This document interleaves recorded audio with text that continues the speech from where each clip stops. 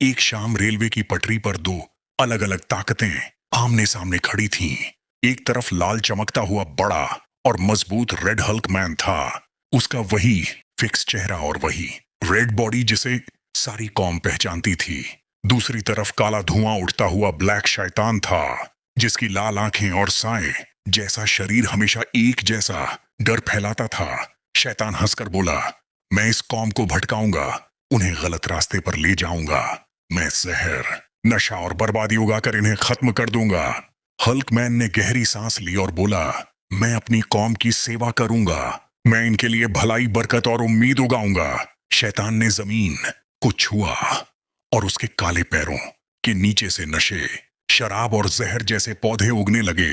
और जैसे जैसे वे बड़े हुए, उनमें से लंबे सांप, बिच्छू और जहरीले अजगर निकलने लगे। लेकिन हल्क मैन ने रेलवे ट्रैक के किनारे आम, सेब, खुबानी और खजूर के पेड़ लगाए, और सूरज की किरणों से वे पेड़ पल भर में बड़े हो गए।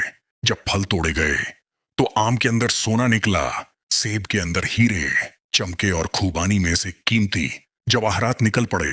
लोग दंग रह गए। हल्क मैन ने अपनी कौम से कहा, जिसने मुझे लाइक और सब्सक्राइब किया है, मैं यह सोना, हीरे और जवाहरात उन सब तक पहुंचाऊंगा, क्योंकि जो अच्छाई का साथ देता है वह बरकत का हकदार होता है। फिर हल्क मैन भीड़ में गया। एक आदमी से पूछा, तुमने लाइक सब्सक्राइब किया? उसने हाँ कहा तो हल्क मैन ने उसे सोना दे दिया। एक और शख्स ने हाँ कहा, उसे हीरा दे दिया। एक और औरत और बच्चे ने सिर हिलाया तो हल्क मैन ने उन्हें चमकते जवे दे दिए। पूरा हुजूम खुश हो गया। बरकत हर तरफ फैल रही थी। तभी शैतान के उगाए हुए जहर के पौधों से निकले सांप और बिच्छू उसी पर टूट पड़े और शैतान को डंस कर खत्म कर दिया।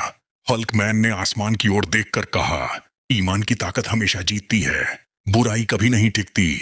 और फिर जनता की तरफ मुड़कर बोला, मैं अपनी कौम की सेवा करता रहूंगा। जो लाइक और सब्सक्राइब करेगा, मैं उसके घर तक बरकत पहुंचाता रहूंगा।